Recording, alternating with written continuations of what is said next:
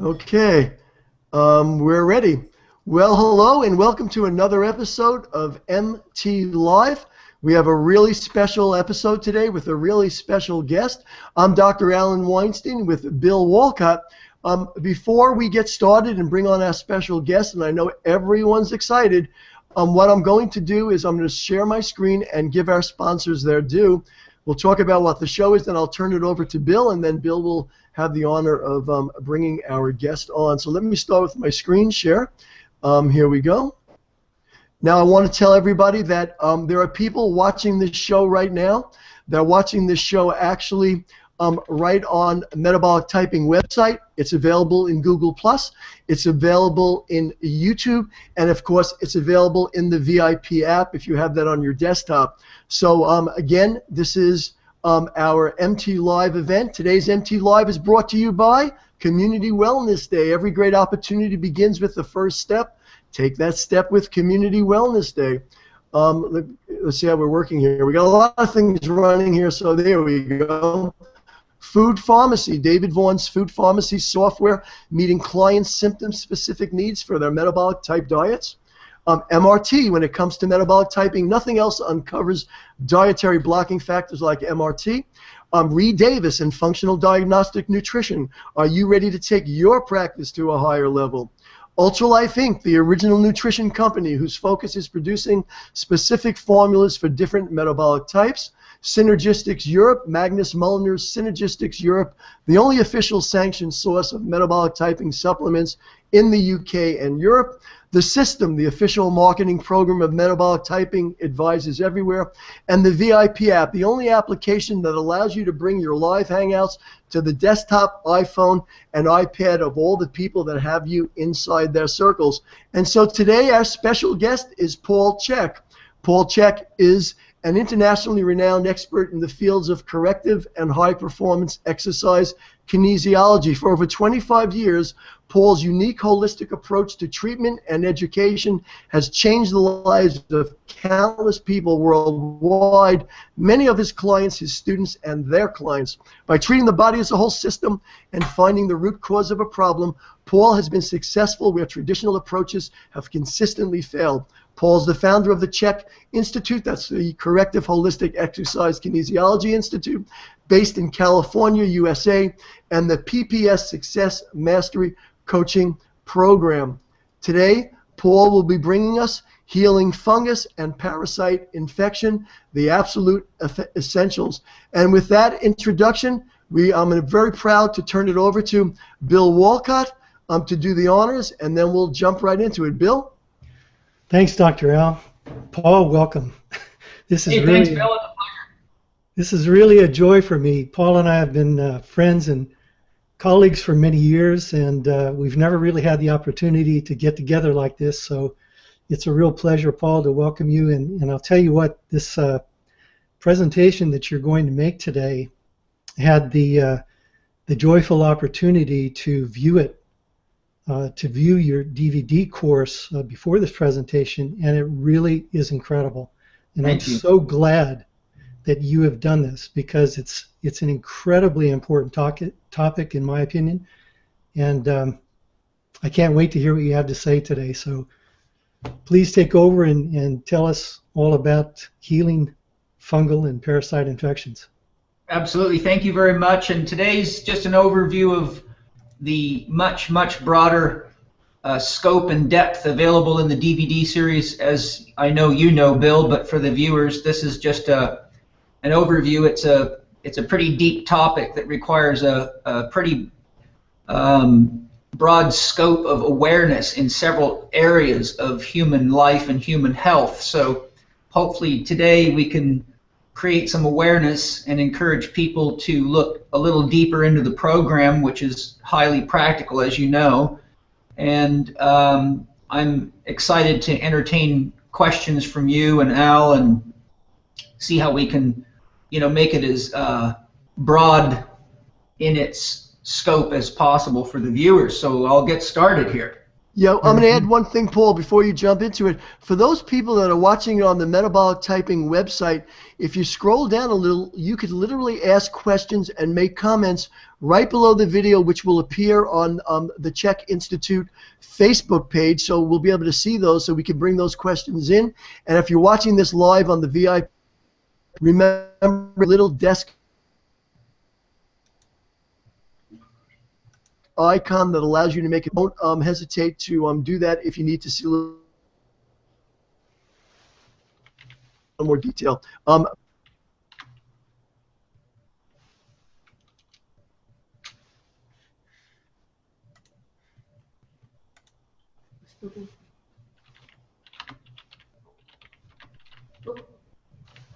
you ready, Paul?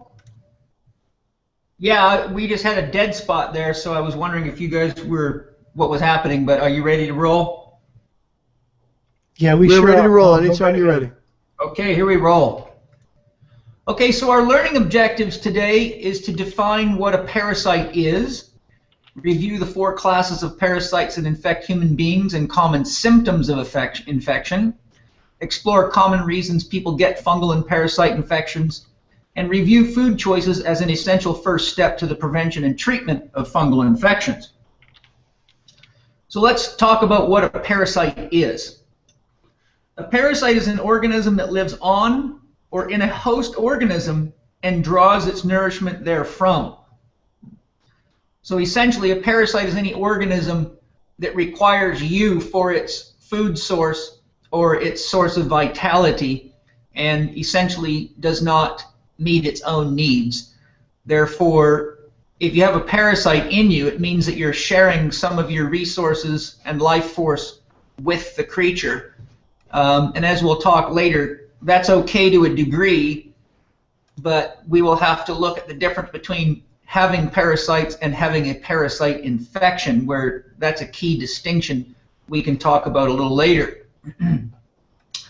There are potentially millions of parasitic organisms on Earth, and human beings are the most parasitic of them all. I don't think I need to sell metabolic typing advisors on that concept, because you guys are knowledgeable enough about how the world works and all the neat things human beings do to the planet. So I just thought that was an important comment to make with regard to parasites. So do you have parasites right now? Well, the answer is absolutely yes. The average human being is composed of about 100 trillion cells, and some researchers in this area suggest that as much as 90% of our cells that we call ourselves are actually parasitic organisms such as bacteria, viruses, fungi, and other creatures. And there's actually been a fair bit of research on that coming out. I recently saw a article in The Economist, of all places, going into the current research on gut bacteria, and they actually shared the same exact statistic here in that article, which was quite good. So as you can see on the bottom of my screen, don't pick a fight with your bugs. You're outnumbered 9-1. Effective gardening is the answer. And one of my unique approaches to parasite problems and fungal infections is that instead of trying to eradicate the infection as though it is the problem, I look at the issues of gardening. In other words, just like you have to water a garden, pull weeds, control pests, and pay attention to all the things that are relevant to gardening, we must look at our body as a living garden. And the same kinds of problems that cause problems in gardens tend to have a very similar effect in our body. Overeating would be like putting too much compost or waste on the ground. It'll attract bugs. Undereating will cause a weakening of the immune system and lead to more likelihood of parasite problems. Too much stress shuts you down, etc., etc. So really my approach is very different than traditional approaches, where they're largely going after the parasite as though it's a cause.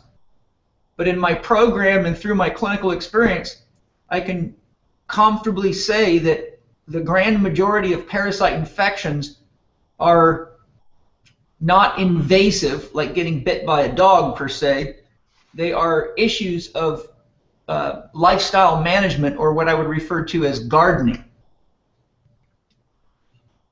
There's between 400 and 1,000 parasites that are known to infect human beings. And as you can see, an infection meaning they're no longer symbiotic but problematic. So this is what I was referring to earlier. And in my report, I imagine maybe Bill or Al, some of you maybe saw the report where I talked about the fact that we have a lot of symbiotic and beneficial functions from parasites. But if a person begins to get the kinds of symptoms we're going to discuss in this program, that indicates that you now have a parasite infection. So to use a concept that's fairly simple to understand, and I'm sure metabolic typing advisors are very hip to, if you give somebody a probiotic that needs one, typically you will see beneficial improvements in things like bowel movements, energy levels, skin quality, and a variety of factors. But if a person is unaware or over-consumes probiotics, then they can also begin to have changes in bowel movements and some negative reactions, which would be reflecting that they have too much bacteria in their body, and now it's not actually a support to the body, it's a stressor to the body. So my approach looks at parasites as functional contributors to the overall plan of nature in all living organisms, including ourselves. And when we have parasite infections, it's usually an indication that we need to look at what we're doing to create an environment that is more favorable for the proliferation of parasites than it is for our immune system to manage those parasites. Getting rid of parasites is really a concept that is not well thought out, because if you actually play that out, for example, if I had a magic wand and I could wave it at anybody and kill every single parasite in their body, the truth of the matter is they would die at that instant for one simple reason: your mitochondria are technically parasites. So if we killed all your parasites, you'd have no capacity to produce energy. You would die almost instantly. So I'm taking the approach that we need to learn how to keep the garden healthy and be aware that there are beneficial effects to parasites, and that the goal is not to eradicate parasites. The goal is to manage our intestinal garden and our body garden so that we can have them effectively work for us, instead of reminding us that we're not doing a very good job by giving us our infection report card. Typically, physicians only test for about a dozen different parasites. There are electrodiagnostic techniques that do test for larger numbers of parasites, and there are some new labs emerging, such as the lab I referred to in the end of the parasite DVDs, that are now testing for larger numbers.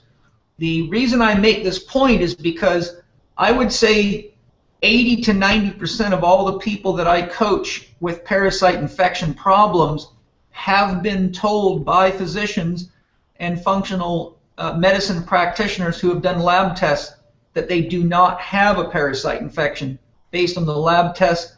In fact, I've seen people go through 4 rounds of lab testing, including stool samples, and every time they came up negative, but in each case they actually did have a parasite infection.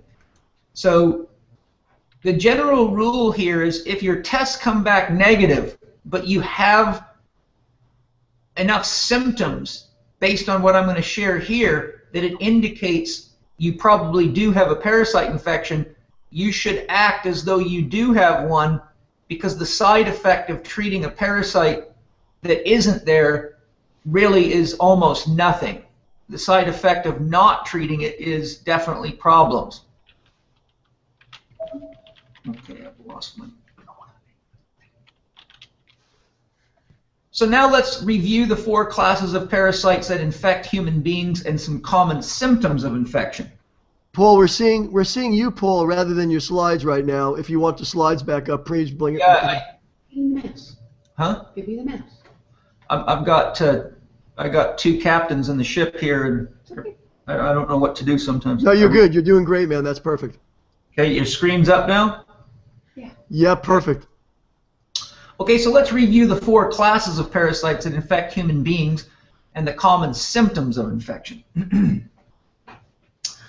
Okay, first of all are the protozoa, and they are very, very common. Many of the people that I see have protozoa infections.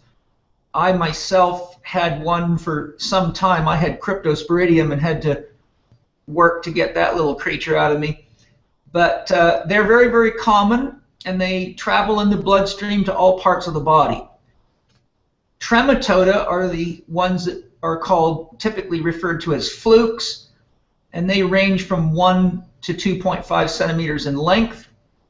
Cestoda are tapeworms, and they can measure up to 12 meters. Nematoda are pinhook and roundworms, and they range from 0.2 to 35 centimeters long and are commonly transmitted by children. The protozoa and the nematoda are probably the most common parasite infections you're going to see in a clinical practice.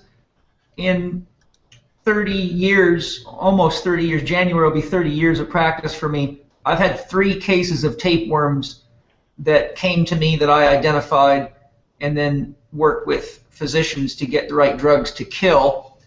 And those are never very fun experiences for the person that has one.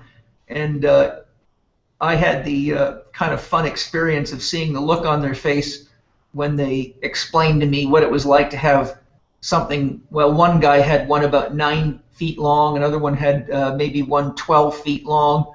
So when these things come out of your backside, it can be quite an interesting experience and observation as well.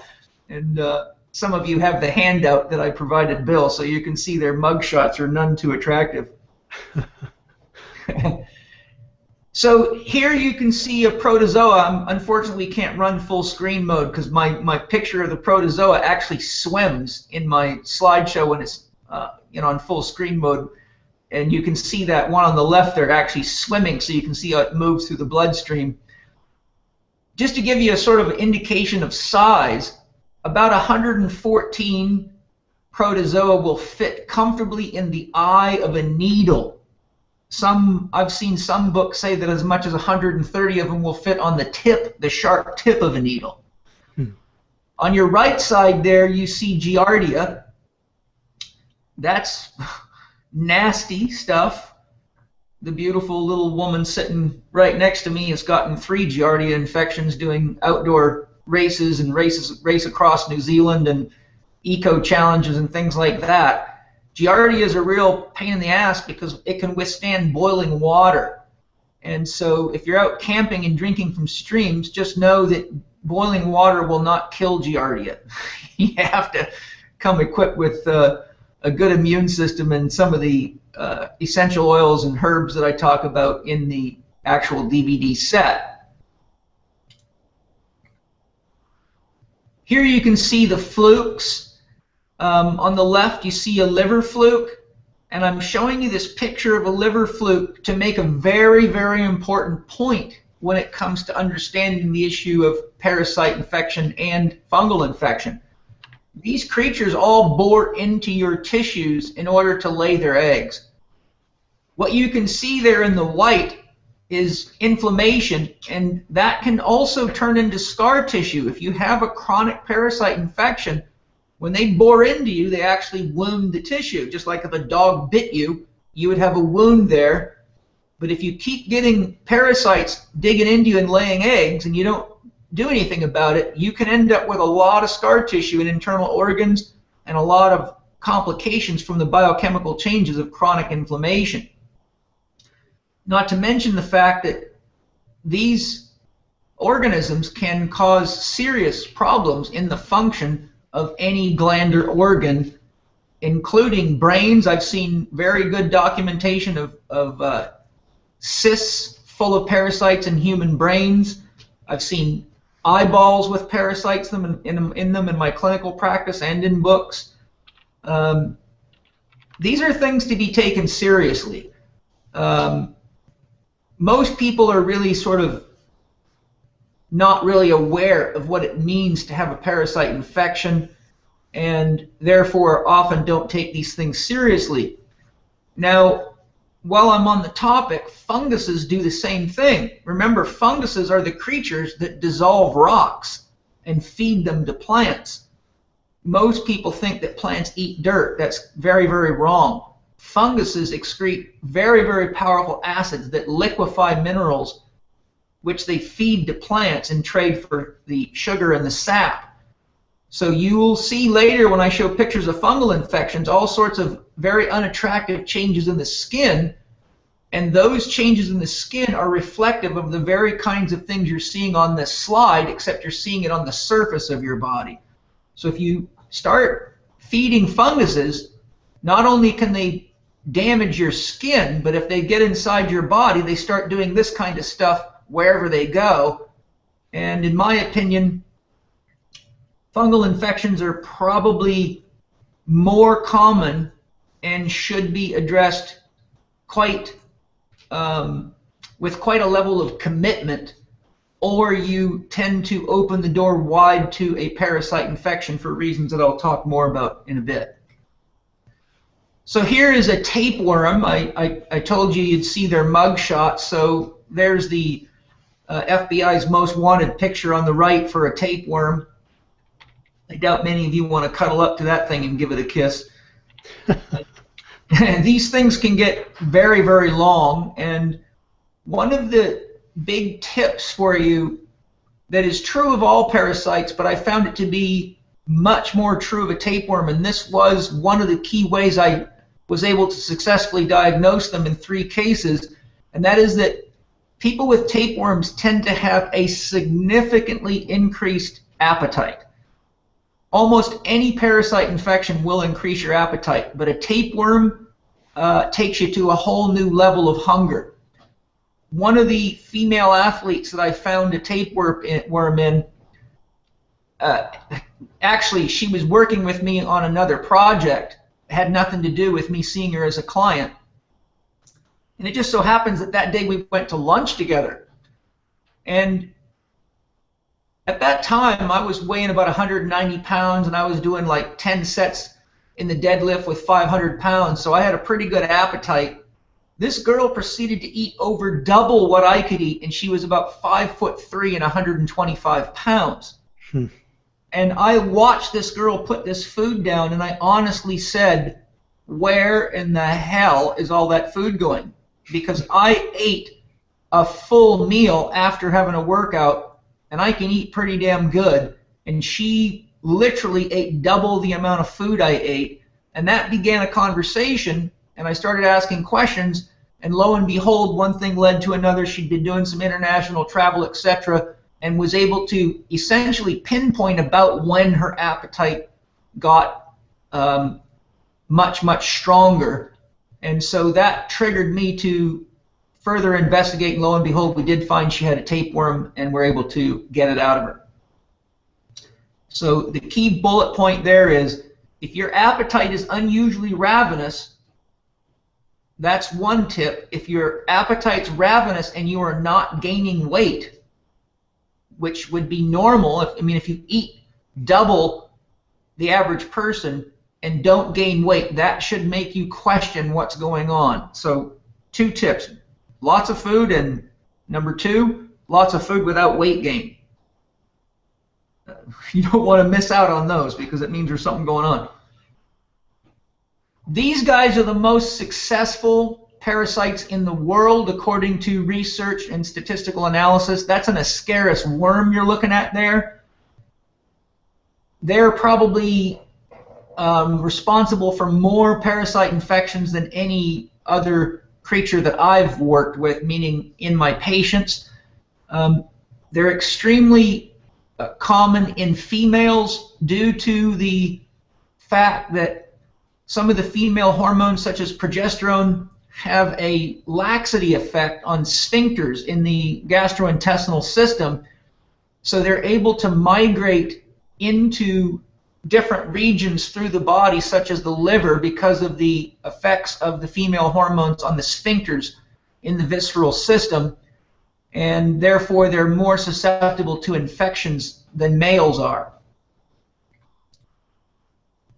So you can see here a picture of a nest of Ascaris. Now these worms tend to make nests just like you see inside people's intestinal tracts. I've found many of them. They're quite common.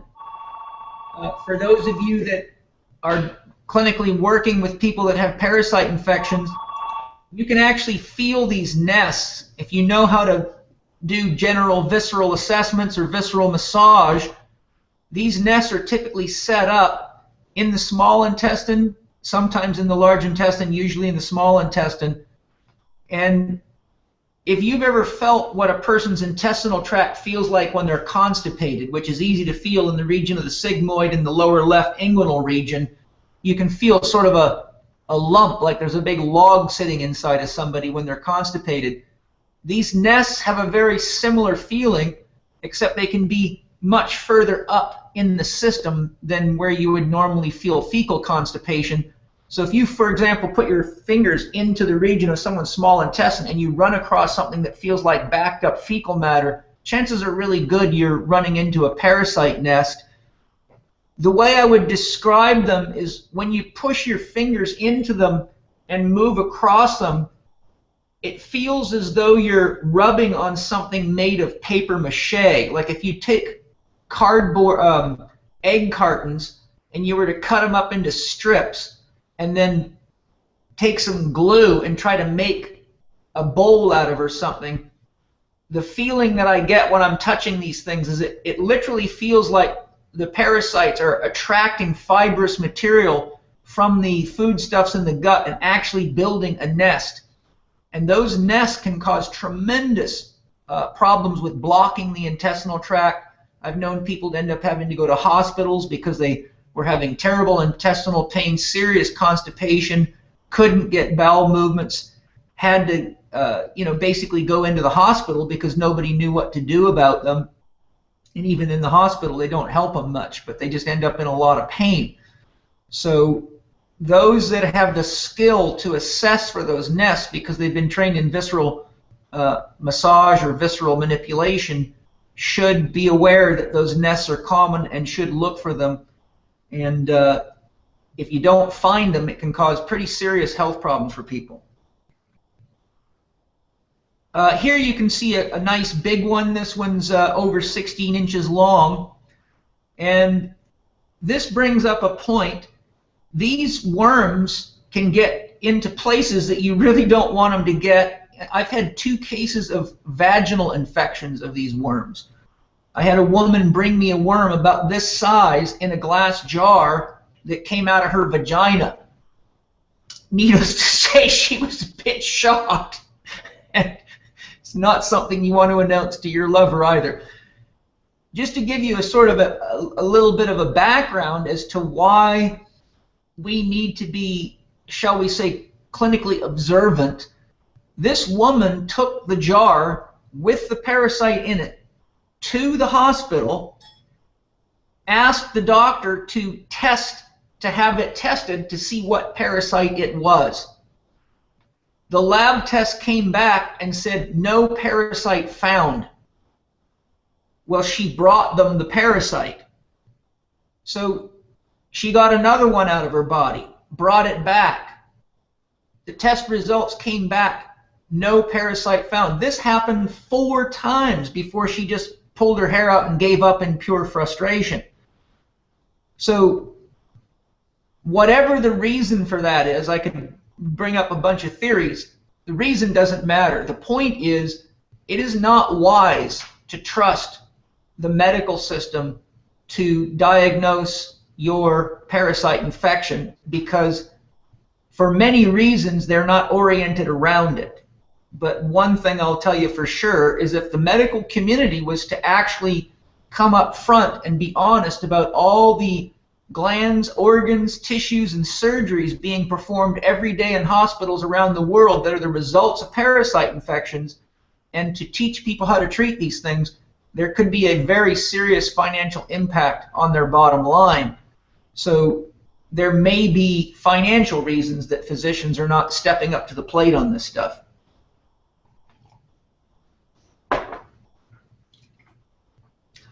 How bad is the problem? Well, this book that I got these statistics from is probably 10 years old by now, which I can tell you those numbers would be worse. So human infections, how many are there? 4.5 billion infections a year from worms alone.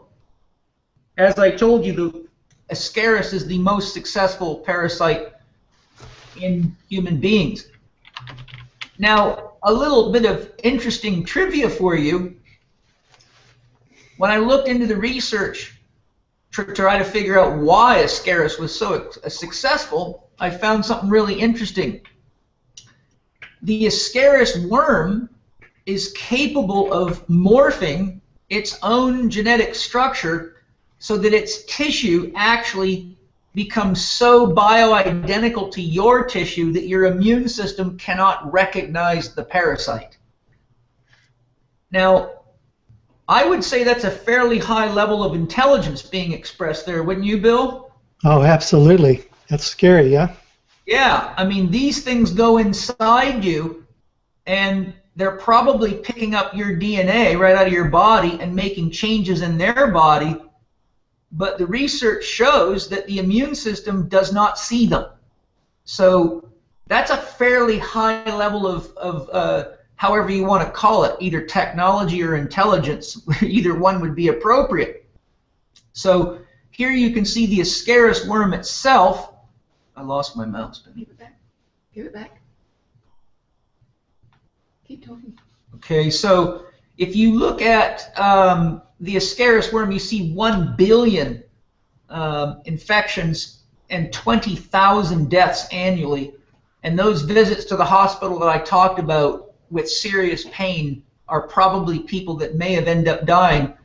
You're at very high risk, for example, of an appendix burst, and the Ascaris worm tends to really like that region of the body as well. So without going through each one, my only point of this chart is to show you that we have a very, very serious problem. When you add all those numbers up, there's only, what, 6-point-something billion people in the world today? Right. Okay, well, when you start adding up the numbers, like you got 1 billion Ascaris infections, 4.5 billion worm infections, well, there you go. That's why the statistics show, in completely different books, you can find these statistics. Statistics show that about 90 to 95% of human beings today have a fungal infection, and about 90% have a parasite infection. And when you start looking at research like this, you can see that these statistics are actually not only true, but they should be a much bigger medical concern than they are. When you consider only about 38,000 people a year die of AIDS, and about 68,000 people a year die of trans fatty acid consumption, neither of those things are anything compared to what's going on with parasites, but largely nobody talks about it. Well, I think the problem too, Paul, is, the entire allopathic medical system is symptom-based. So physicians are basically treating the symptoms that these parasites are producing without really looking for the underlying causes, which is, of course, what you do and what we do. Yeah, and the interesting thing, Bill, is this is sort of a kind of a Paul Chek way of thinking about things. But the truth is, you can't really treat the symptom of anything until you know what it is, because if you do, you don't really know what you're treating. For example, if you got a parasite infection in your body, the chances are that that person's going to run hot. So if you go to a physician and you're running hot, they think that you've got an infection or that you've got some kind of an illness, and they might give you something that may, shall we say, lower your temperature by any means. But the reality of it is they haven't addressed the symptom of a parasite. They've only addressed the symptom of increased heat without knowing where it's coming from. And this is just a loose example.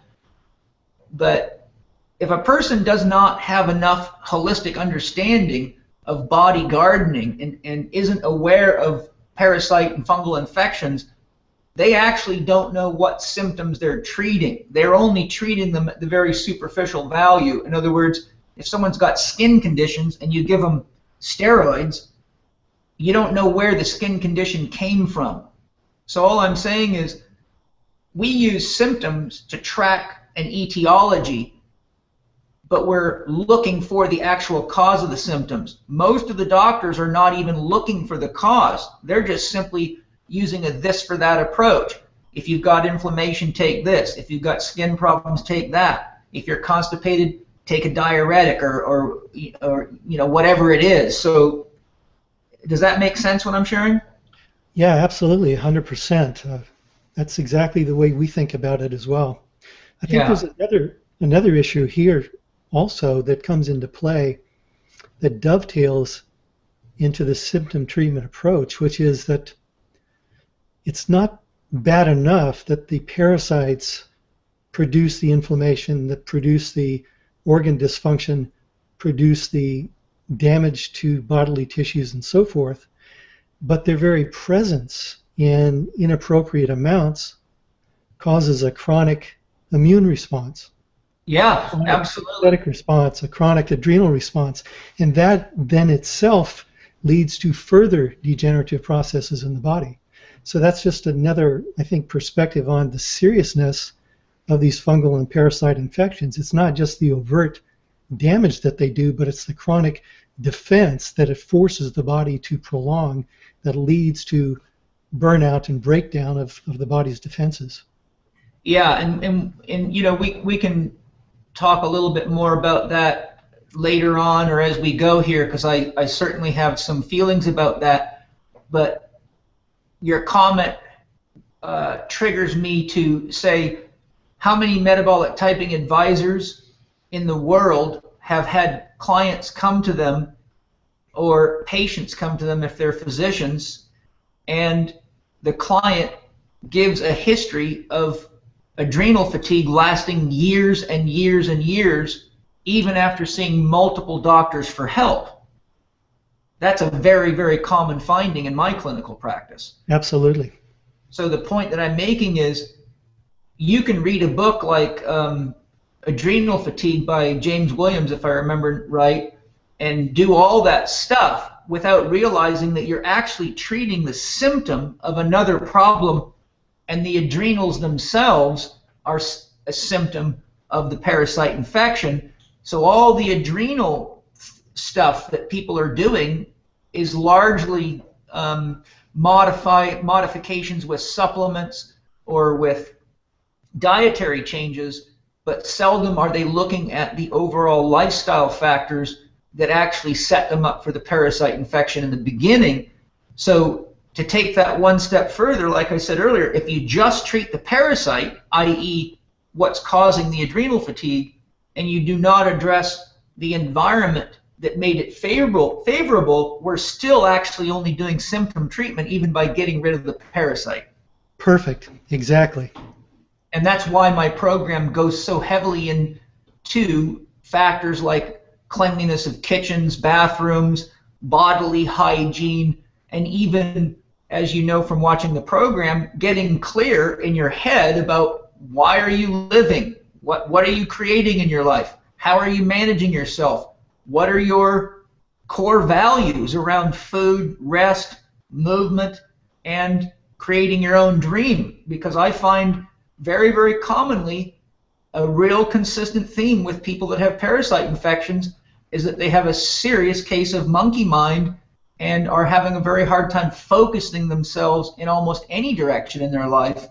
So what I'm sharing here is that parasites are common symptoms of mental emotional stress, oftentimes emerging from a lack of a sense of self-direction in life or a sense of joy or satisfaction with the work that a person's chose, or staying in relationships with people that you're not really in a healthy relationship with, like staying married when your relationship's not going anywhere and counseling isn't being tried or has been given up on, or staying in jobs that you don't like because you're afraid you can't make enough money doing something else, so you're trading your vitality and your natural inherent joy for life for an idea that limits you to living and thinking in an environment that is not conducive to joy, health, happiness, or immune system vitality.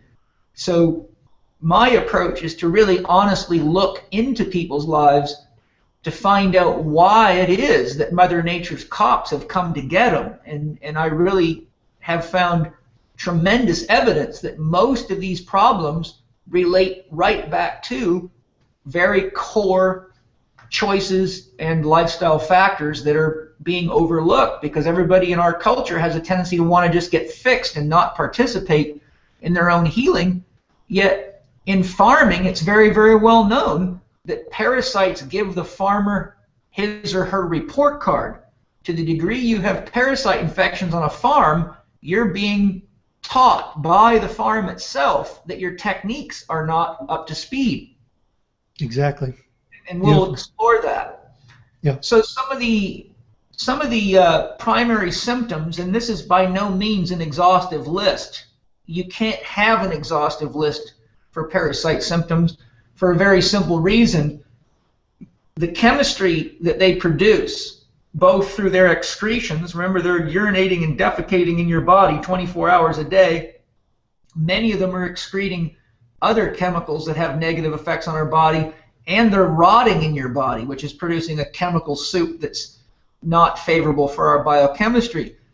So these bugs actually can produce a lot of strange and interesting symptoms that are very, very individual to the unique. Just as you teach in metabolic typing, Bill, two people drink orange juice and you measure their venous pH levels and you don't get the same response, right, even though they've taken the same input. So if you get a parasite die-off in somebody, you could have two identical twins have very different reactions to the same die-off. Right.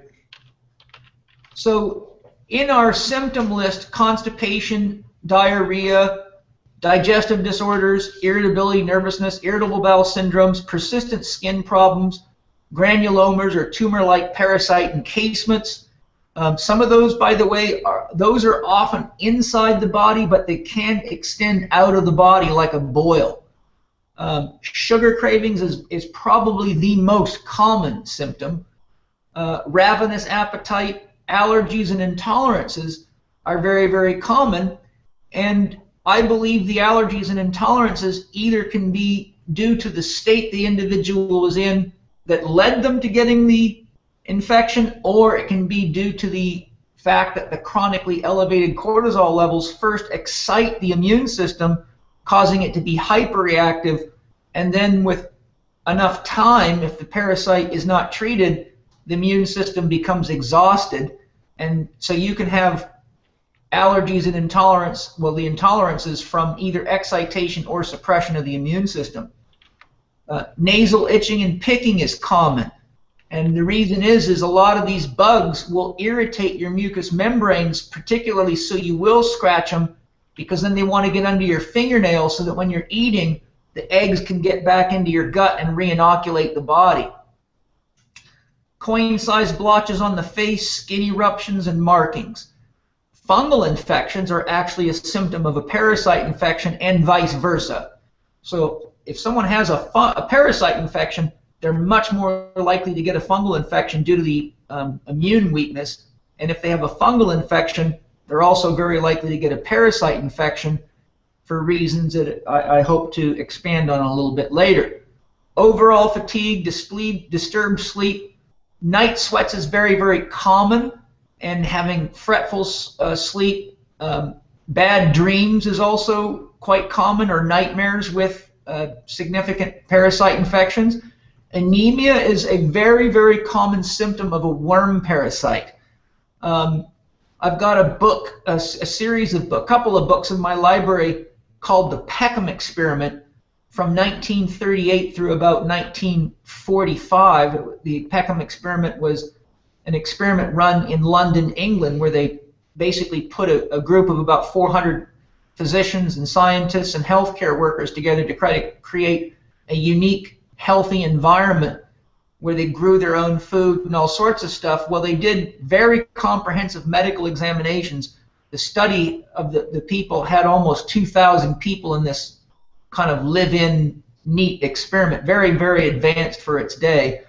And one of the key findings that the physicians had is that they could identify which of the children had worm parasites because they were consistently anemic. And when they knocked out the worms, then the anemia was gone. And that was one of the factors that led them, and here's a key point, all the way back in the late 30s and early 40s, they found that they could not get rid of these parasite infections, anemias, and chronic irritations that the children were having because the food they were buying from the stores was not nutritious enough. They actually had to start their own farm to grow their own food to get rid of a lot of the problems that they had in their study population. Now that was before the invention of farming chemicals, meaning they weren't using pesticides back then. What they were suffering was the farmers were still using monocropping technology and depleting the soils, and they were also beginning to experiment with chemical fertilizers. So imagine what that would be like today if they tried to run that study. They would have had to switch to biodynamic farming because even today organic farming's becoming a weak concept due to government influences. Right. So anemia, muscle cramps, joint pains, postnasal drip, bruxism, which is grinding your teeth at night, prostatitis, bluish specks in the whites of the eyes. This is another common worm symptom. If you are coaching a client and you are sitting slightly to an angle and the light hits the white of their eye, right around the colored portion of the eye, you often see a very interesting blue tinge, almost the color of the text on the title of my slide, kind of like the blue you see in an abalone shell. Craving dirt, clay, raw rice, dried foods, and charcoal and burned food. And I believe that the reason people crave those things is because they're actually sweeping agents, and diatomaceous earth and clays are a known, as is raw rice, a known treatment approach for sweeping bugs out of the intestinal tract.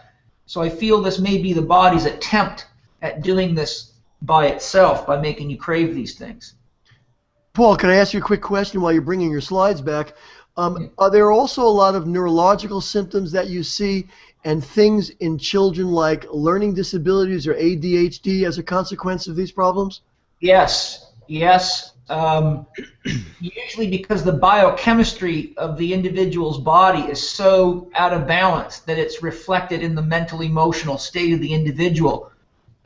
Learning disorders, anxiety, bipolar behaviors, anxiety, depression, emotional outbreaks. You got to consider, Al, that all of these issues we're talking about seriously disrupt a person's ability to get a deep, restful sleep. So by the time someone's had a parasite infection for a few months, you can consider that they're extremely sleep deprived. Not to mention the fact that having elevated cortisol levels 24 hours a day like that seriously disrupts our anabolic and catabolic cycles, or our growth and repair cycles. And so what you're dealing with is basically a progressive breakdown of all biological and psychological systems. So now we'll talk a bit about fungal infections. Mycotoxins are capable of modulating your immune system, becoming stealth invaders to any body tissue. They can disrupt key immune regulatory cycles and communications, allowing parasites to proliferate. So here is what I was leading to earlier. If you have a fungal infection, a few parasites have been recognized as having the ability to do this only recently, and I was told that by Emma Lane, I think, or somebody else that does a lot of work with parasites, that there's research coming out like that. But years ago, I don't know, maybe 6 or 8 years ago, Dr. Oliver and I attended a course together.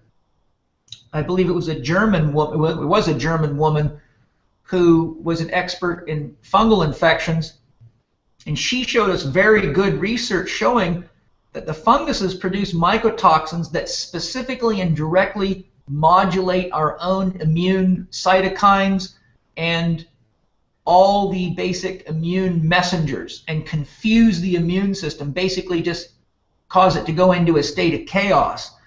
So whenever I have a client that has both a fungal infection and a parasite infection, I typically am going to go after the fungal infection first, unless I feel that the parasite infection has reached dangerous levels or that the type of parasite, like a tapeworm or something like that. The reason being is I've seen so many people with fungal infections not realize they had a fungal infection or go to doctors or functional medicine practitioners that recognized they had both a fungal infection and a parasite infection but chose to go after the parasite infection first. And after several rounds, I've seen people do as many as 6 or 8 rounds of hard drugs and herbs that are very hard on the body and still continue to have their infection.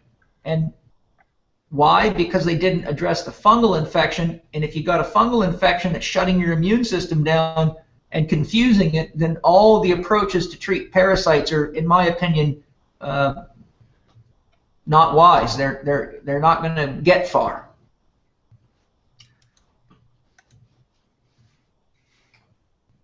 Okay, so some examples of fungal infections: ringworm, candida, benign prostate hypertrophy. Doug Kaufman, in his second book on cancer, explains that prostate-specific antigen is directly on fungal mycotoxins in the body.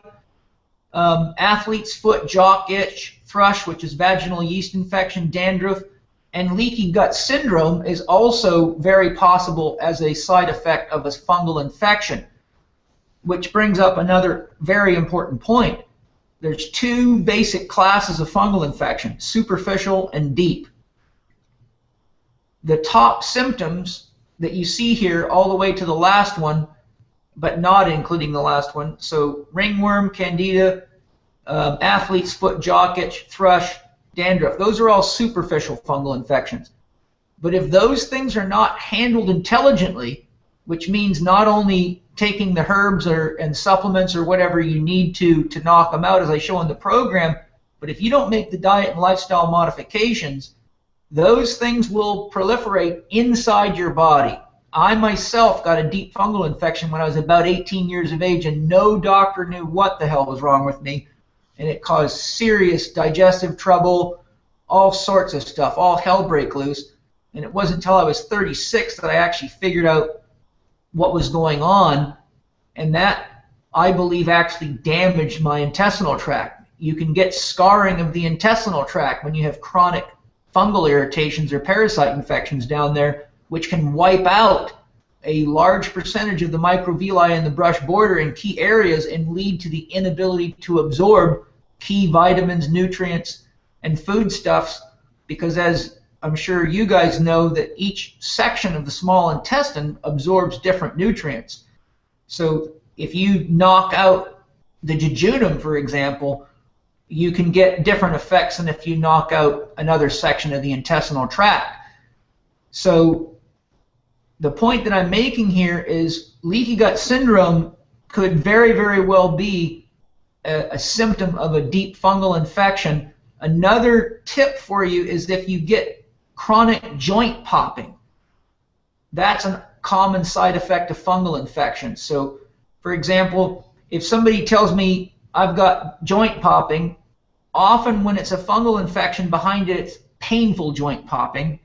And 2, it's not something that's typically related to something that they've done. Like they don't say, well, I hurt my shoulder, then it started to pop. Typically you get people saying, I don't know why, but all of a sudden my shoulder or my hip or my knee is popping and feels loose in the joint. I believe that's due to potentially elevated estrogens in the body. It may be due to the chemicals that they're releasing.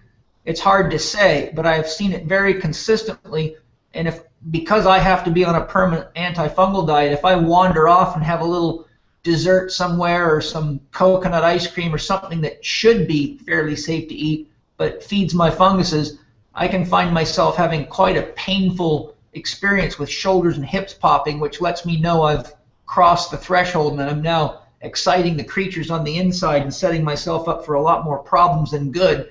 So it's my reminder to manage myself better. And I think fungal infections are actually great teachers because they let you know when you're not gardening well. As soon as you eat too much sugar or too much garbage or don't get enough sleep, you start getting all kinds of the fungal infection symptoms. So I really think it's very, very good for people to take a natural approach instead of using over-the-counter creams to knock these symptoms out, because by paying attention to the symptoms, you do get your report card as to how well you're doing with your management. More likely popping in the proximal and distal joints than the spine itself. In other words, good. It can be anywhere. I tend to see a lot of it in the hips and shoulders, but I've also seen lots of people with spinal instabilities go from being minor instabilities to having incidences like, trying to wipe their bottom while they're on the toilet, and all of a sudden their spine subluxes and they can't move on the toilet. So the looseness can go into the spine as well. I really believe that it could be two things. It could be the fungus actually getting into the joint itself and disrupting the joint, or it's the chemicals that they're leaking into the body, which are having a laxity effect on joints in the body. And I've seen this many cases in people with environmental toxicity and too much xenoestrogens and things in their body. They get the same kind of responses. But I also know for a fact that when you clear these funguses out, many of these joint popping issues go away, because I've seen it happen so many times. Yeah, I was wondering, in people that have a tendency, we've all seen these people that constantly try to pop their own neck. They're always trying to twist their head left and right. They crack their own neck all the time. Yeah. You think ligament laxity, and now you're bringing up such an interesting concept here. This could be another sign of a fungal type of problem. Yeah, it is. There's a technical name for that. Do you know what it is? Constantly I don't. popping. What's it called? The technical name, and this is not me being funny, this is an actual truth, that's called chiropractic masturbation.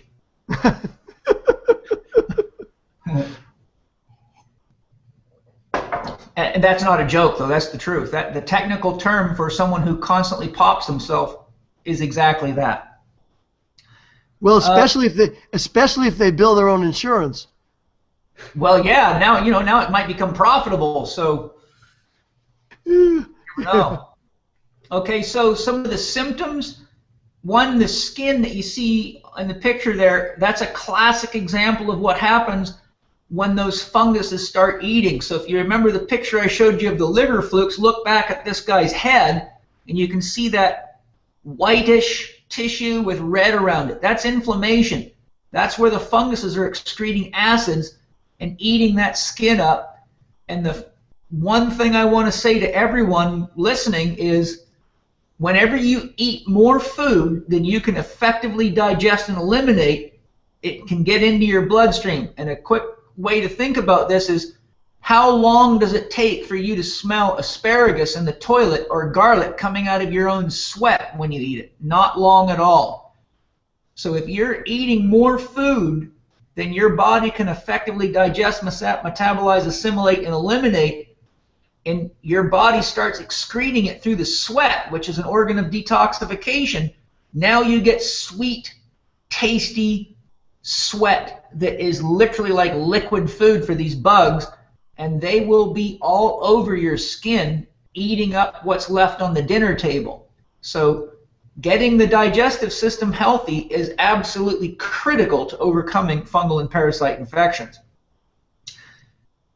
So skin itching interruptions, pimples that don't clear. When you got a fungal infection, you often get pimples, but they're actually not the pimples that we think of. They don't get whiteheads on them. They're not excreting toxins from the body. They're actually areas where you have an accumulation of the fungus itself. One of the ways you know it's a fungus, by the way, is that if you try to pop these things, one, it'll break your skin open and leave you with some real ugly looking sores on your face, which I'm sure you've all seen people that pick at their skin too much.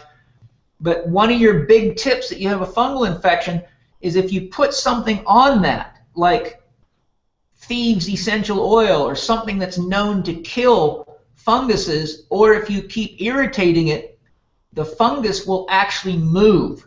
So you can pick at it here one day, and then tomorrow you wake up and that bump's now over here. And you can watch these things move around. Funguses are actually very unique creatures because they can morph. They're actually plants and animals. So if you treat them with drugs that attack them as a plant, they become animals and they literally pick up and walk away. If you treat them with drugs that are animal-based, then they become plant-like. So they're highly intelligent creatures that have survived pretty much everything and know how to navigate you and deal with your little games. Food cravings, sweets, starches are common. Blood sugar disruption, they cause tremendous problem in blood sugar regulation, fatigue, mental cloudiness, joint aching and popping we talked about. Constipation is very common with fungal infections, and it's usually followed by loose stools, often diarrhea. So people with fungal infections of significance may have 2, 3, 4, 5, 6 days of being backed up, and then all of a sudden have a big voiding response. And that's because the body's becoming so toxic, it has to make an emergency effort to push the waste out of you. And so when you see that alternating between hard and soft stools, think funguses. Parasites typically tend to cause people to have a looser stool or an erratic pattern where you see poops looking all sorts of ways. If you look at the poopy policeman chart in my book, parasite infections can cause any variety of those things on a day-to-day basis. So you could have a loose stool in the morning and a very hard stool later the next day, and anything in between. Okay, so explore common reasons people get fungal and parasite infections. Well, increased total stress load is my number one. If I had to point to one thing, that would be it. So what does it come from? Environmental stress, money stress, relationship stress, fear of marketing, keeping people constantly freaked out that the world's coming to an end and someone's going to break in their house and they're going to go broke and all that stuff. People unfortunately believe that stuff. So food stress, we've talked about that. Not living in accordance with the Chek Foundation principles, which are nutrition, hydration, sleep, breathing, thinking, and movement. Overuse of medical drugs, avoiding behavioral changes, overuse of antibiotics is a big one. People forget that the friendly bacteria compete for territory in the human body. So if you take antibiotics, you wipe out the friendly ones and the bad ones, and the research shows, unfortunately, that the friendly bacteria are quite fragile when it comes to things like drugs and stress extremes and temperature extremes. And the pathogenic ones are very, very tough. But paradoxically, the only bugs that can kill those bad guys are our friendly ones. So the friendly ones are environmentally sensitive, but very capable of protecting themselves until you start throwing antibiotics in the system. Once you knock out the friendlies, there's no competition for the bad guys. And the other thing is fungal infections are extremely common after antibiotics because they also compete for territory with bacteria. And when you knock out all the bacteria, there's nothing to help control the funguses, so you usually see fungal infections go crazy. Excessive hygiene is a very big problem today, and again, another one heavily popularized by television ads trying to encourage you to wash your hands with antibacterial soaps, etc. Lots of research out there talks about what's called a barrier disruption. When we keep washing our body with soaps that break down the barrier and the oils in our skin and kill off the surface bacteria, we essentially become much more porous to invasive organisms because we don't have our friends protecting our skin anymore. So there's a kind of a balance there. One, if your hygiene's poor, you can get fungal and parasite infections, but if your hygiene's excessive, you get problems. which brings up my next point. If you're using commercial soaps that are strong soaps, you're setting yourself up for trouble even if you're using them occasionally. I encourage people to use very gentle soap on their body. So the kind of soap that women use to wash their faces, I encourage people to use as body soap, because anything much stronger than that, I believe, encourages barrier disruptions. So most of your metabolic typing advisors are pretty hip to the basics of organic food and farming, so I won't belabor that point. But if you look at what's going on with the soil and our food and the animals, well, look in the bottom right-hand corner, sick, drugged animals eating sick, poisoned plants under inhumane conditions. Well, if you eat that same animal that's living that way, then it's only logical that that's what you're doing to yourself. So you can see the pictures of the people in the bottom left-hand corner, and the result of that kind of farming is increased visits to doctors, increased diseases, increased drugs, loss of vitality, and everything we're talking about here. So what are some food choices as an essential first step to fungal and parasite treatments? One, go organic or biodynamic. You've got to have high quality food, clean food to support the immune system, the body's growth and repair cycles, to detoxify the body. So step number one, find locally farmed high quality food. Don't worry so much about the signifier organic. Talk to the farmer and ask if they use organic farming principles, whether they're certified or not. Most farmers today will not buy an organic certification because of the fact that there's now about 95 of them out there, of which about 89 of them are bogus. So why bother getting a certification when it doesn't mean anything anymore? I spoke to Arden Anderson directly about this, and I respect his knowledge tremendously. He wrote the book Science and Agriculture, which is an absolutely excellent book that any healthcare professional should read, so that they understand how the soil and farming actually works. Because if you have a knowledge of the body and human physiology, reading that book will set off all sorts of bells and whistles, making correlations between farming mistakes and healthcare problems.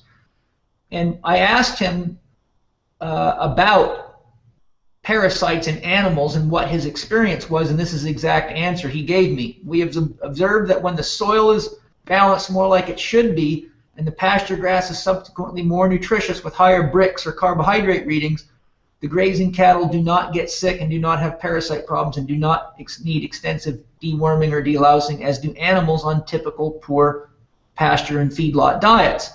Our immune system definitely has a defensive reaction when we have parasites, if nothing other than an eosinophilic catatonic protein production reflecting inflammation. I feel that we would be free of parasites if we truly had the nutrition our bodies needed to be perfectly healthy.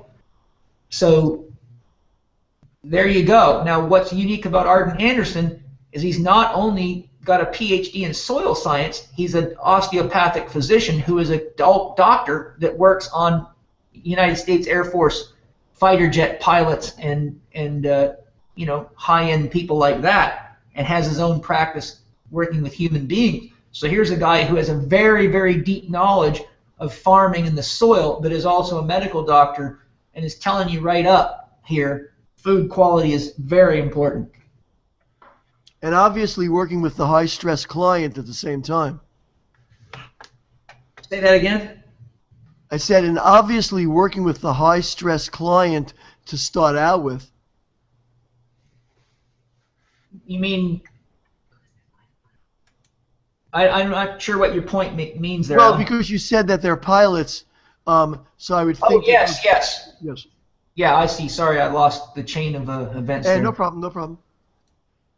Next, synthetic vitamins, food colorings, preservatives, additives, denatured fats, proteins, pesticide residues. These are all random and radical linear inputs creating chaos in the system. Most drugs are built on a computer model that cannot account for the massive variances in human physiology.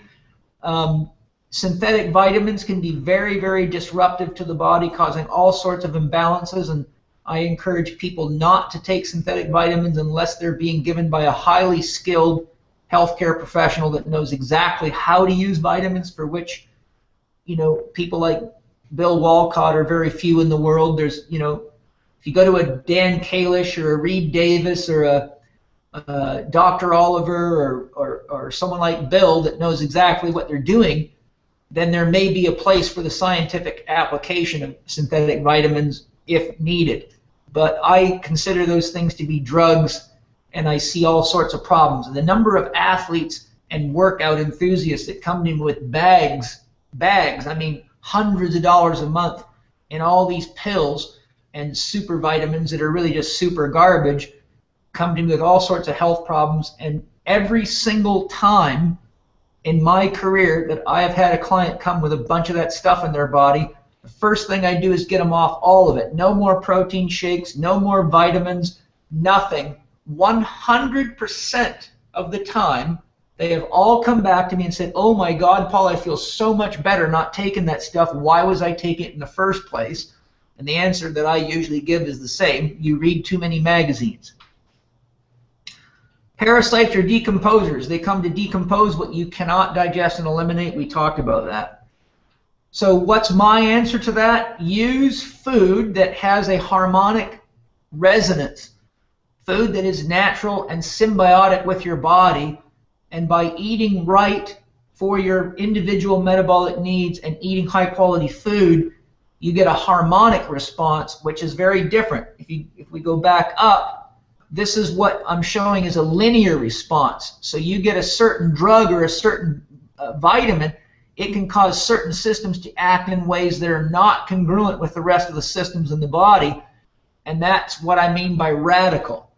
But if you eat whole foods and you eat organic, whole food-based vitamins as a general theme, you're basically bringing in vibrational resonances that are symbiotic with the human body.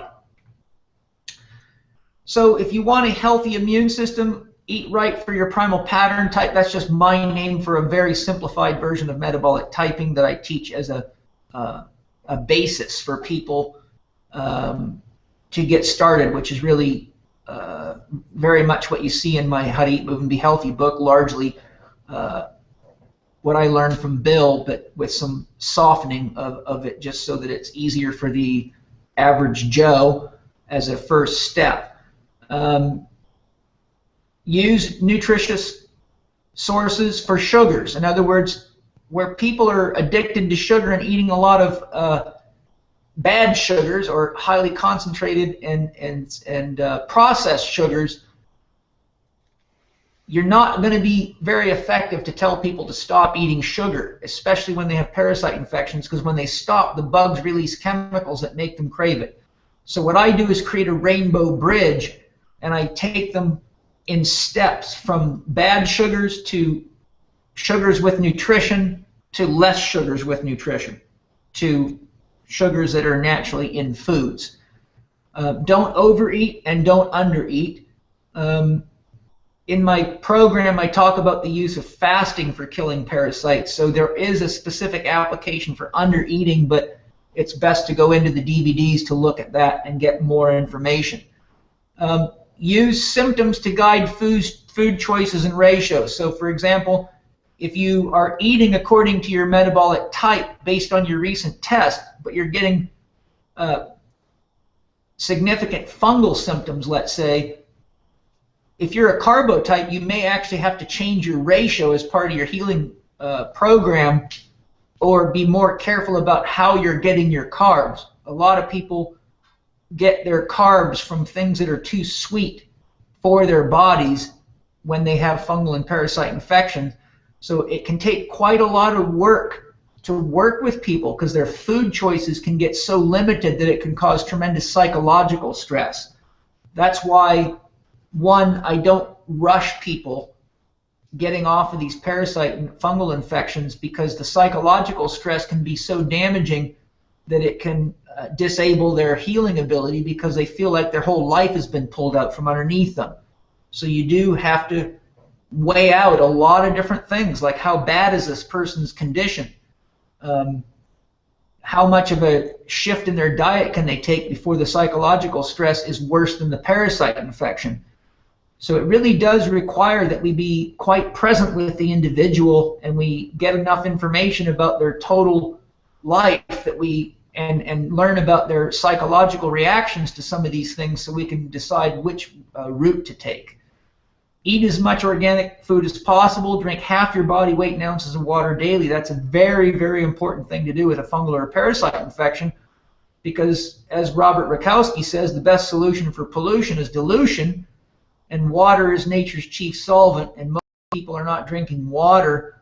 And I have to constantly tell people, very few people actually realize the difference between water, tea, juice.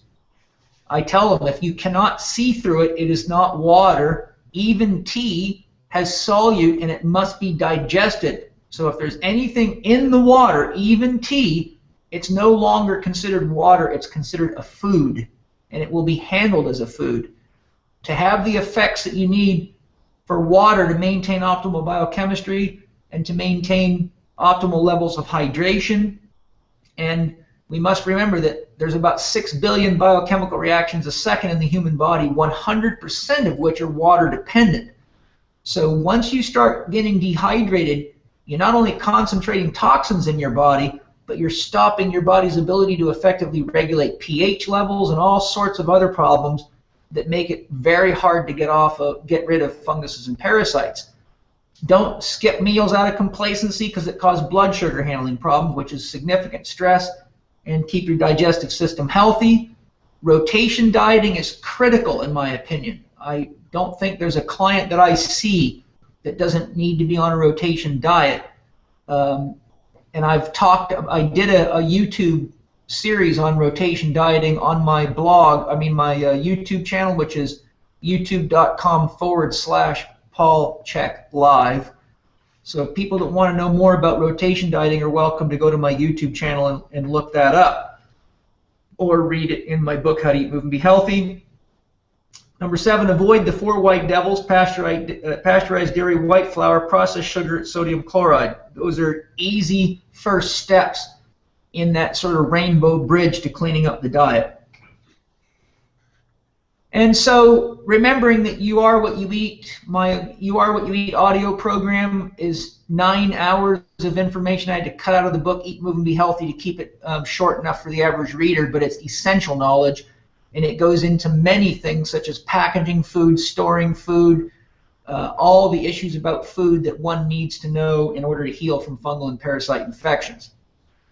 So conclusions: parasites and fungi are ubiquitous in nature. They're a balancing force in nature and here to serve us in creating awareness so we can live in harmony with nature and each other. Managing stressors is the most important and effective means of optimizing health and minimizing parasite and fungal infections. The 6 foundation principles, 3 of them are yin: nutrition, hydration, sleep. 3 of them are yang: breathing, thinking, and movement. And we have to keep those in balance, and we have to have adequate amounts of each of them, and be careful about excessive amounts of any of them. So over or underdoing any of those 6 foundation principles can lead to problems, and that's why it's so important for all of us that work with these clients to help them are very authentic in our own life to master these principles in our own life, or we're constantly just trading information. We're not actually authentic with the experience. In other words, if you don't do enough Tai Chi or work in technologies to master them as tools, you'll never really know how to prescribe them, and you won't know how to prescribe which types for different personality types. So I encourage Chek practitioners and HLC practitioners to spend adequate amounts of time exploring these different work-in technologies so that they know how to help people balance out with the right techniques. So there's the Healing and Fungal and Parasite program that Bill has been so gracious to support me in sharing with you. My wife has just handed me an offer for everyone, a 20% discount on the DVD set, which is a $39 savings. The promo code is for the CMTA webinar attendees, which is everyone listening, is to look on your screen, she says. Until Sunday, the 24th of November, you get the 20% discount. And we'll notify everyone about that code as well, Paul. Thank you very much for extending that to everyone. Oh, my pleasure. You know, I want to help as many people as I can, but we all got bills to pay, right? Absolutely. And you're the only bill that helps me out. Every other bill wants money from me. Yeah. On the screen right now, by the way, if you're watching this live inside your VIP app, there's literally a banner below the search box that you can click on. It will take you right to the page where you can go ahead and get the program, and the special code is CMTA webinar. What happens is when you go to that page, and I actually have the link right now on the screen, Paul, when people go to that page and they add it to their cart, it'll give them the opportunity to add the code to get the special discount, which is cmtawebinar.com. If you're fortunate enough to watch this inside the MT Live VIP app, you simply click on the banner. It'll take you right to that page. You go ahead and add it to your shopping cart, and you just put the code in, and you automatically get the discount.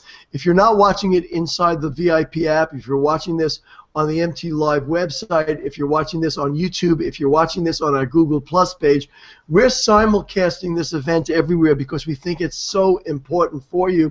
You can see the link right now. It's Chek and pps.infusionsoft.com/go/FNP/metabolic typing. You could type that right into your browser. It will take you to the same place. So I just wanted everyone to see that. Paul, why don't you bring yourself back, shut off the slideshow so everyone can get to see you again. Yeah. Sorry, I had to run to the toilet there, so I'm actually trying to get dressed here so I didn't miss you. How's that for emergency action? Yeah, beautiful. I've been there. How do I get rid of my... You're back. You're back, man. You're perfect. Yeah, baby, here I am. You're automatically back. Just check it out straight ahead so we get you on the camera. I'm going to turn it back over to Bill for a second, then I'll turn it back over to you. Go ahead, Bill. You're live. Oh, Paul, that was terrific. Man, I can't thank you much. That information is absolutely invaluable. I hope people appreciate the time that you've taken to share that with us and take your words very, very seriously, because parasite and fungal infections are primary foundational stressors in most clients that we work with. If we think for just a moment what happens in any chronic degenerative condition, there is stress involved, and what does stress do? It ends up suppressing the immune system. As the immune system is suppressed, parasites are allowed ingress to the body, and they then themselves are not just a problem, but they become a precursor or a stressor themselves that leads to further degeneration. So almost any chronic degenerative patient that you work with, think about the possibility or even probability of parasite and fungal infections. It's very, very important. So, Paul, really from the bottom of my heart, again, thank you for coming on today and sharing all of this wonderful information. It's my pleasure, and you just made me think of something. I don't know if you remember, Bill, from watching the DVDs, but there's a section in there where I talk about how the body may actually harvest parasites to get high-quality proteins such as C-reactive or shock proteins. Yeah. I've actually spoken to some other experts, medical doctors and people that are very, very knowledgeable, and they have actually looked at me with big eyes and said, "Oh my God, I never thought of that," but it's very logical and it could very well be possible. And, very interesting. And I've seen such a high percentage of parasite infections in people that are vegetarian and vegan and are not getting enough protein in their diet for their metabolic needs, and they have parasite infections. And when you think about it, if you were an aboriginal living in the desert, you'd be eating widgety grubs and all sorts of things that we would classify as parasites, except they're just great big ones. And so, and when people are starving, they eat worms and insects and all sorts of stuff. And strangely enough, if you study the history of food consumption in the world, you'll find very good studies showing that whenever we had a world war, the health of the average individual went up. because they could not afford to buy sugar and garbage. So once we get to the point where our food quality is too low, I believe our body may actually create an environment to harvest, particularly worm parasites, because trust me, from Paul Chek's personal experience, I had a worm infection that was quite bad, and one time I sat down on the toilet after taking a Apex Energetics homeopathic for parasites. I don't know if I told the story in the thing or not, but I took the dose that it recommended. Nothing happened. Did it for a few days, nothing happened. You were supposed to go from 1 spray to 2 to 3 successfully over a period of time. So being my normal alpha male self, I just sprayed 3 or 4 shots in there. Well, about 2.5 hours later in an airport, I literally pooped my pants. I thought I had to fart going up these escalator stairs, and there was no one behind me, so I thought I'll drop a little bomb here. And the next thing you know, I felt liquid running down my legs, and the smell was enough to kill somebody. It scared the hell out of me. So I ran right into the bathroom, pulled my pants down. I had green slime all over me, and I moved 2 full toilet bowls of worms. Unbelievable. And I'm a pretty strong and healthy guy. Right. And I did not know those things were in there. And I'm letting you know that your body can have a lot of worms in it, and that little event went on for the whole day. I probably pooped about 6 toilet bowls of worms that looked just like maggots out of my body. And now, it was a great experience, and it was worth it, and I had a tremendous sense of relief after that, like somebody had steam cleaned me from the inside. I bet so. But my point is, you can harvest a lot of worms in your body, and if your body's low on protein, it would be a logical survival strategy for the body to use because it's legitimate protein. Right. Interesting. So there's warning to people that are, on these vegetarian and low protein diets from, reading books written by Eastern gurus and all sorts of other influences, such as Rastafarians and Seventh-day Adventists. I've seen them all with their problems. Yep. Yeah, let me do one thing here, Paul, if you don't mind. I have on the screen right now the link for people to go to actually purchase the program. And, of course, those people who have the MT Live VIP app can just click on the banner ad. But why don't you take 5 minutes, if you don't mind, tell them a little bit about what they're going to get if they buy the DVDs, and then I'll come back and close out the show right after. Okay, on my screen right now, you guys can't see the slides anymore, can you? Okay, I'll just read to you.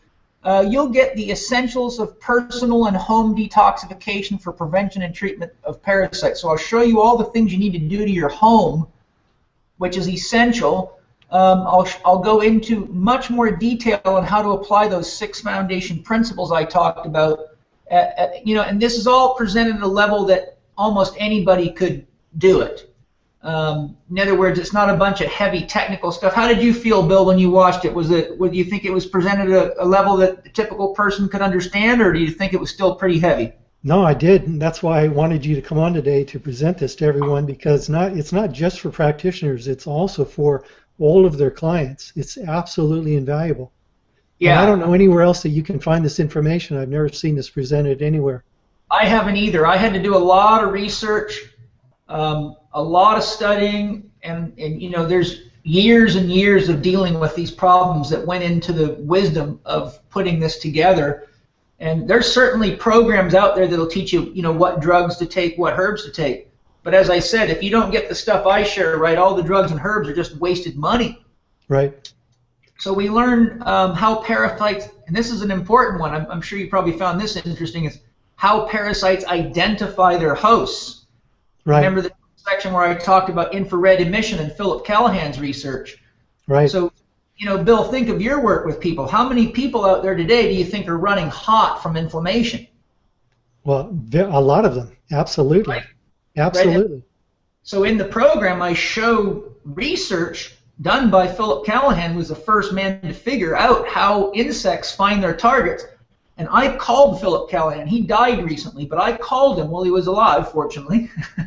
I can call him later, too. But I called Philip Callahan, and I said to Philip Callahan, does your technology, what you've identified, apply to parasites? He said, absolutely. So before I put that information out to the public, I contacted him to make sure I wasn't making a leap of faith. And he told me he has used this technology to treat parasites, and that, yes, he believes that he's sure that they use the same mechanism. In other words, he was saying if you're overheated, they can see you, they come get you. That's exactly how they find deficient crops.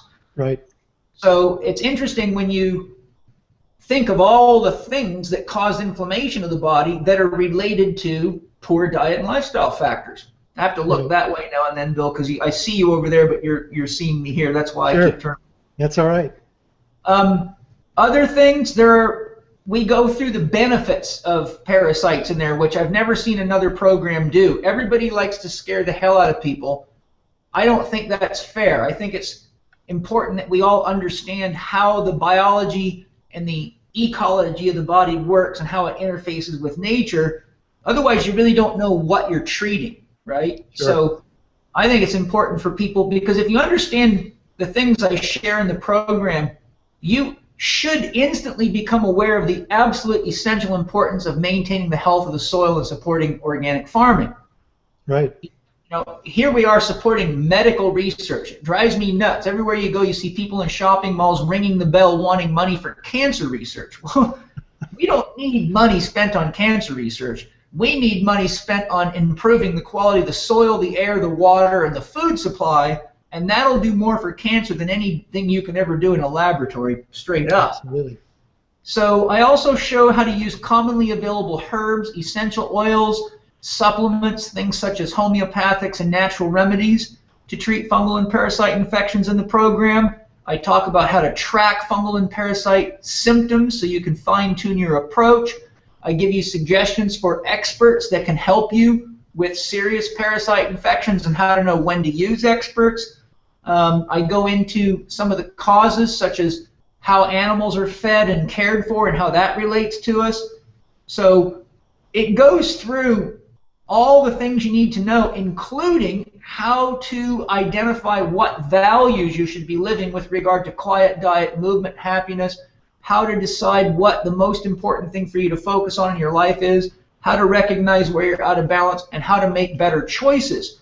So I really did my best in the program to make it a body-mind approach to understanding how we work as a living system inside a living system called nature, as opposed to just targeting these little bugs and making them responsible for the problem, because that's not how it works. Exactly. Yeah, So if you're watching this on your screen right now, we have the link to actually the page where you could take a look at the DVD series. It's obviously the complete package, and without the discount, it's already very inexpensive. But if you use the special code CMTA webinar, it's even a bigger bargain than it is.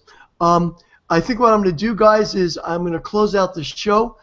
When I'm done, realize if you're watching this on the VIP app, the MT Live VIP app, all you need to do is click on the banner at the bottom of the app. It'll take you right to the page itself. You then enter the code CMTA webinar and you get the actual discount. It's really a bargain without the discount, but that was really great of Paul to come on our show and literally offer us, for MT advisors, the actual discount. Let me go up and give our sponsors their due. It should show up in your page right now. Yep. Today's MT Live with Paul Chek, and we're really thankful, Paul, for you to come on our show, is brought to you by Community Wellness Day. Every great opportunity begins with the first step. Take that step with Community Wellness Day. And, of course, we have David Vaughn's Food Pharmacy, software meeting client symptom-specific needs for their metabolic type. MRT, when it comes to metabolic typing, nothing else uncovers dietary blocking factors like MRT.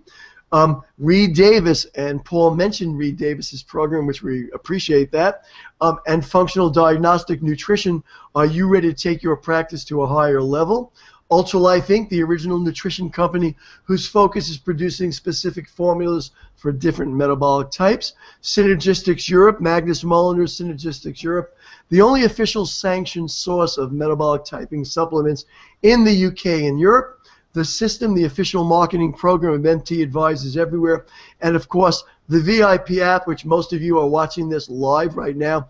It's the only application that allows you to bring a Google Hangouts to the desktop, the iPhone, and the iPad of people that are have you in their circles. So rather than wait for them to come to you, we bring them right to them. Of course, Paul Chek, who is our guest today, which we were so excited about, and of course, Paul Chek, as always, over-delivers, which is amazing. Here's the link one more time for Paul's program, Chek and pps.infusionsoft.com/go/F&P/metabolic typing. Don't forget your code CMTA webinar for the special discount. Let me see if I can bring myself back, which is always a challenge. Reconstitute yourself. I have to reconstitute myself. I'm almost back. While you're doing that, Dr. Al, let me just also add that the slideshow of Paul's presentation and also another article that Paul wrote on this subject are available as downloads on the website, so you'll be able to get all of that information from one location, including how to access the DVD program. Yeah, fantastic, Paul. Let me give you the final. Let me give you the final word before I close out the show. You're on the screen to your right, I believe. Why don't you just say the final words, and then I'll close it down. Well, the final words I want to say are two. One, if you want me back to talk about some of the other issues that I teach, any of those 6 foundation principles that you think might be helpful, I'd love to share with you guys more. That'd be fantastic. And I want to share something that I've never had a chance to share with your group, and I think it's important for them to hear it from me. Bill, we've been working together for a long time now. I don't even remember. But, it might be, 15 years or something like that? I believe so, yeah. A long time.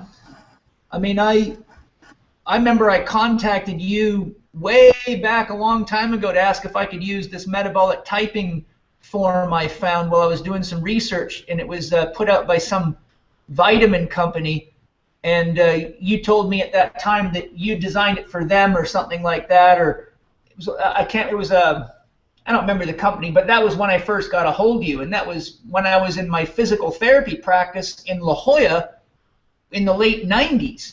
Right. And so here's my point. I've worked with a lot of people all over the world in my career, and Bill, I want to make sure everybody right here, right now knows that you are one of the most amazing, most supportive, most honest, most authentic, most accurate, most skilled men I have ever worked with through my entire career. You've always been there to support me, and I've always appreciated the fact that if you don't agree with something, you're bang on honest about it, you're straight up as an arrow, and I can always rely on your feedback for better or for worse and take that. Anything that you say that I don't agree with, I always have to honor and respect it because you're the real deal, and all it does is force me to reevaluate my own perspective and make sure that I'm not deluding myself. So I say namaste, Bill Wolcott, because you're medicine for all of us. Well, Paul, thank you. Feelings mutual. I love you too, brother. Thank you. Appreciate it. Appreciate all the work you do for people out there, and I'm really glad so many Chek practitioners took my advice and did your training. Thank you, Paul. Well, just really terrific stuff. And, Bill, of course, brings these MT Live broadcasts in the VIP app every week to practitioners. We've been doing it almost for a year and a half, I think, and having the honor of Paul Chek on the show and having the combination of Paul Chek and Bill Wolcott is absolutely amazing. You can't get this anyplace else.